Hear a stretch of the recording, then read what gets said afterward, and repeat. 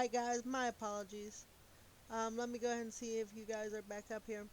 What happened was I was trying to turn off the delay, and by trying to turn off the delay,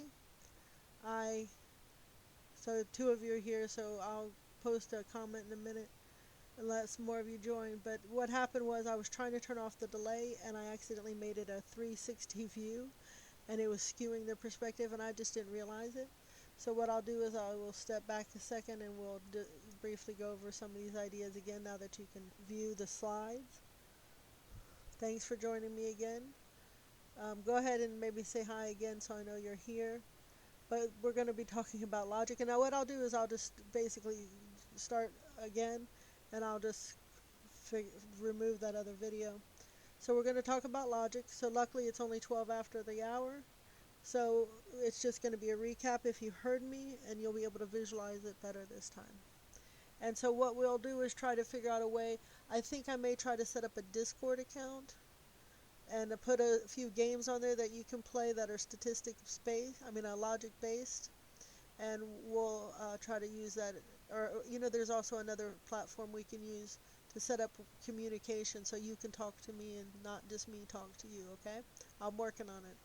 But the two methods we tried Monday did not work. This is the best method we've got so far. So I appreciate you sticking with it. And I'm going to post a discussion board on Canvas, and you'll be able to post questions there. And I can also set up some private conference calls with anybody who will set up some office hours. Alright, so we were talking about a tautology. The tautology is always true. You know what, let's go back up to our notation. So, right here.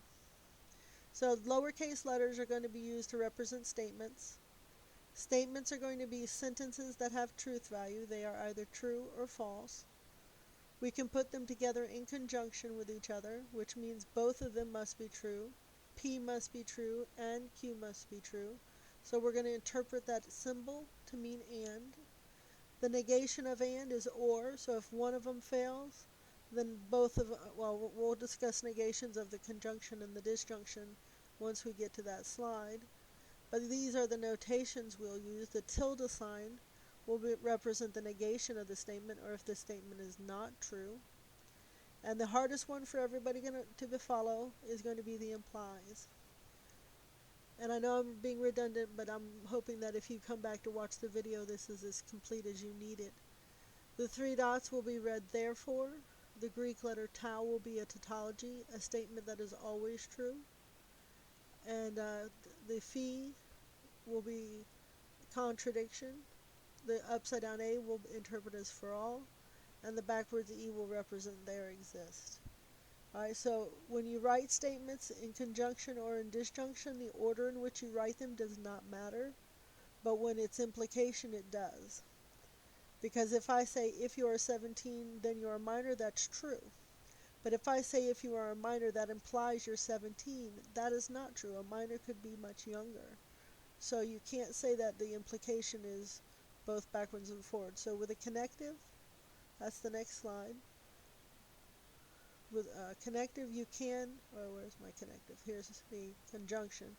If both are true, then you can rewrite it one way or the other, and if one or the other is true, you can write it one way or the other, but implications can't be written backwards in general. We will not have double negatives. If you say it is not raining, we'll simplify that to be it is raining. And we can always simplify statements. If I say two things are true, then you can conclude that one of them is true, either the first statement I stated or the second statement I stated. These lecture notes are posted, and like I said, I'll post a discussion board so you can post questions, and I'll address them either in a video or directly to the class in a message, okay? Properties of logic.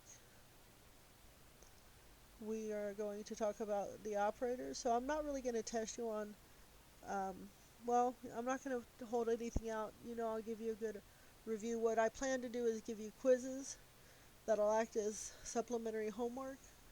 And these will be such that when I give you the test, the questions will be similar. And on the quizzes, you'll be allowed to take them as many times as you want for high score. And on the test, you'll be given 2 opportunities to take it. Alright? So I'll make sure that you're understanding it, and the grades will follow. And if you're not understanding it, it's a matter of learning it before the end of the semester. A contradiction will be always false. Let's go ahead and go to the actually, we'll go back to the contrapositive. I want to talk about some of these more simplistic statements, like and. It will be that both of them are true. Or I may leave the other video just so that we have it encompassed, and I'll put slides or something over it. And means that both statements must be true. I think we really want to get to the truth tables. So a disjunctive means at least one is true. Now let me go ahead and explain what I mean by inclusive and exclusive. Inclusive or means that when both are true, that can happen. So let me, see, I want to go to the truth table. Let me see, I have it down here somewhere. Yeah, no, it's too far down. Let's just talk about it. So this is the exclusive or, and this is the inclusive or. Notice the exclusive or has a line underneath it. It will mean that exactly one of the statements is true, that you're not allowed to have both of them be true. So if I tell a child, you can either have the ice cream or cake, but it implies you can't have both. So if he says ice cream, then he cannot have the cake. If I say an inclusive or, I can say, well, you can have either one. Then he says, can I have both? I can say yes. An inclusive or means both statements true can happen. And we're going to use the inclusive or because then it's the exact opposite of and. So if I were to say, let P represent I will do the dishes and Q represent put the clothes away, the statement I will do dishes or put the clothes away is P or Q. And you know what? I think we're going to talk about the truth tables. If I can get my pen tablet to take a picture here. Let's see what I can write. Okay, so I need to make some space for this. Alright, so I'm going to take a picture of this.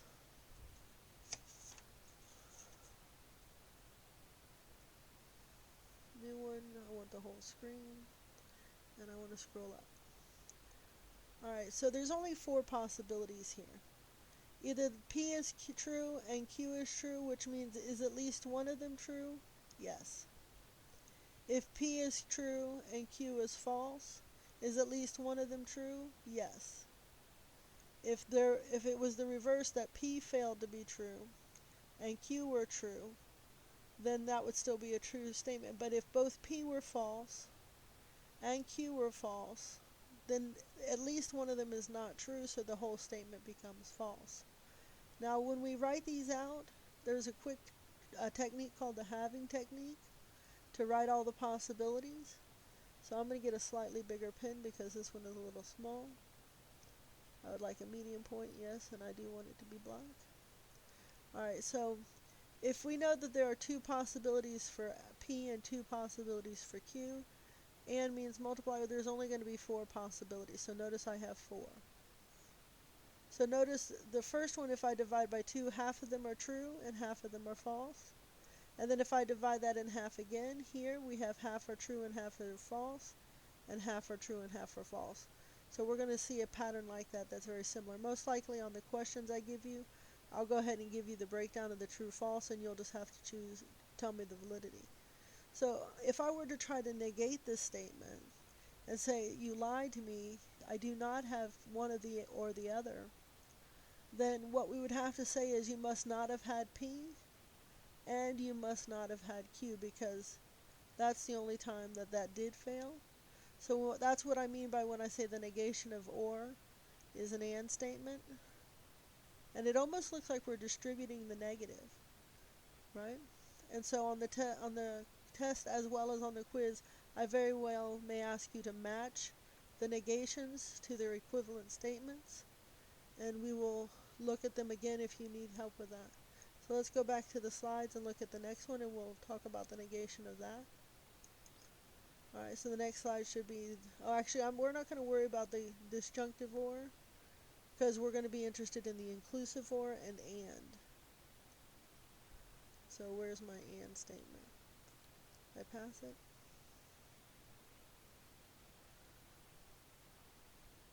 Disjunctions. Nope. Oh yeah, I did right there. So this is a conjunction. So let's talk about the truth value of a conjunction. Alright, so let me go ahead and take a picture again. I'm not going to save these images because they're going to be in the videos.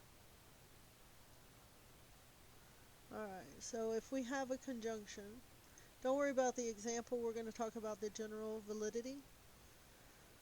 So again, we could have true, true, false, false, true, false, true, false. And because it says and, we need both of them to be true. So that would be here, if both statements were true, every other time it's false. So that would be the truth table, and we have it quickly jotted down. And so on the test, on the quizzes, what I may do is give you this, and say what is the conjunction, and this would be possibly so A, and then B could be false, true, true, true. So the quizzes will be multiple choice. Okay. Alright, so what is the negation of P and Q? Well, it's if one of them fails to be true, then the whole statement is false. So if P fails, or if Q fails, the whole statement will be false. And so notice again, it looks like we've distributed the negation of and is or, and the negation of the statements themselves are the negation of the statements. So that's kind of a nice little pattern that we see within our negations of conjunctions and disjunctions, or not and not or. I'm not going to test you on the exclusive negations we do want to talk about. We were just talking about them. So here's what we were just discussing. Consider the statement, it is raining and it's cloudy outside. If that's not true, that both of them are not, it is not true that both hold, then at least one of them must have failed. Okay? And so this would be a matching in one of the questions, and I'll show you the layout at some point in time. We're not going to worry about the exclusive. So the inclusive or, the negation of or is and. If you do not have at least one of these, then you must not have had the first and not had the second, because you didn't have at least one of them. So you hopefully can recognize this. I don't know if I'm going to make statements and have you interpret them. I think we might though. So one question we'll do it in terms of symbolic representation, and then one will do it purely on, do you understand the logic behind the argument if given in English? Because the symbols, you actually can start memorizing the shapes, the patterns. Alright, universal quantifiers. Let's see, I do want to talk about these. The universal quantifiers are for all, and there exist. So the universal is for all, and then the none are, the existential is there exist. Okay, so let's talk about the universal qualifiers. We're not going to test on that notation. I should have removed that slide. But consider the statements, all teachers give exams. If this is not true, so again, we're talking about negations. So let's talk about the 4 points. I'm going to go ahead and pull up a Word document so that I can write on it like a ink board. Let's get a blank one. Alright, so let's see, what do I want to do? I want to talk about the universal quantifiers, so I need a pen. Alright, so there are 4 statements. You can say all are true.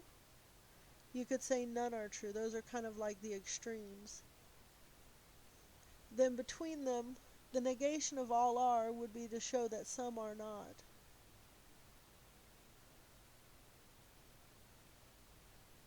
And the negation of none are is that some are. So these are the 2 extremes for all of them. It's true. And here we have there exist some that are. Okay, I don't think we're going to use the notation right now. What I might ask, and what I intend to ask, is what are the negation of each of these statements. So if you say all men, let's say all are mortal, all men are mortal, and that's not true. Now logic, well, let's say human nature says no men are mortal, but that's not the negation of the statement. The statement doesn't have to be so literal. All men are mortal, the negation of that would be to prove that some of them are not. You don't have to prove that every single man fails to have this condition. If you want to disagree with my statement that all of them are, you just need to show that some of them are not. So let me illustrate this in a different manner. One example I gave was a cup that is full. That's a lousy cup. Let me erase that and draw a better cup. I need to move my mouse. My tablet.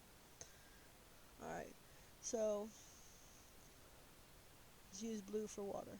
So we have a cup and it's completely full. This would be all are. If you had a cup and you were an optimistic person, you would talk about it being half full. So half full would be some are.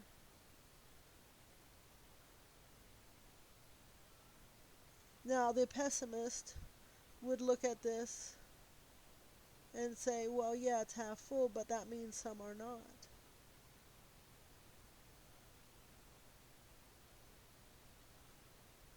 Sorry, my handwriting's a little small today. Alright, and then if you had an empty glass, you would say none are. So to get off of the negative side, you have to jump to the positive side. So what ends up happening is none are. That's got missing an E. If it's not none are, you're going to jump over here to some are. If it's not some are not, then you're going to jump over here to all are. And if you're not all, then you're going to be some are not. And if you're not some are, then none are. Right? So that might be a way that you can understand this a little bit better. I'll try to draw this pretty later, but my handwriting is not the greatest right now. Alright, so let's see what we have here. Well, those are the quantifiers. Let's see if we can get a new sheet of paper here. New. And let's talk about what we just, let's do a recap if I can get my pen tablet where I can write better. And move it. Alright, so in English, we're going to also compare this to sets, and what I may do is do a brief introduction to sets as well. So in English, we would say, nope, that's not going to work. That pen tablet's in a bad position. Alright, so in English, we would say and. In logic, we're going to say and. And in sets later on, we're going to say, oh, that's an or symbol, that's the opposite. We're going to say and. In a slightly different method, it's going to be an upside down cap. In English, we would say or. In logic, we would abbreviate this as the V, or the wedge, upside down wedge, and a cup. So notice the relationship between logic and sets. So right now we're mainly concentrating on logic, but next week we're going to talk about sets. And so we could also say what is not true, and so in logic that's going to be a tilde. In sets we're going to try to cross the set off, but that means we'd have to typeset it. So what we'll do is we'll just put a prime. So let's add some context here. Here we would be talking about two statements. Here we would be talking about two groups of objects. Here we would be talking about two statements. Here we would be talking about two groups of objects. And so here, if the statement is not true, we might say not Q. And if you're not in the set, we would say not A. Okay? So what I'll try to do is get this a little bit better written for you guys. According to my clock here, we've been going about 50 minutes. What I need to do, let me go ahead and check the chat and see what you guys are saying and how many people are still with me. So right now we have an excellent connection. Okay, well I have to use, I'll explain in Discord, Canvas why I have it two different ways. Alright, so we have, let's see, nobody, It doesn't show me who's watching. That's not good. Alright, so 10 people are watching right now. Do you have any questions? Can you post in the chat if you have questions? Okay. Alright, so I am subscribed. Thanks. Hi, am I wrong, class? This is going to be live stream. Oh yeah, there's going to be another live stream at 3:30. Alright, so we've been going probably 25 minutes in that first video and 10 minutes in the second video. Are there any questions? Let me ask in the chat. Sorry guys, my desk is set up for both my keyboard and my pen tablet. Any questions? I have extra spaces. Let's see if I can remove them.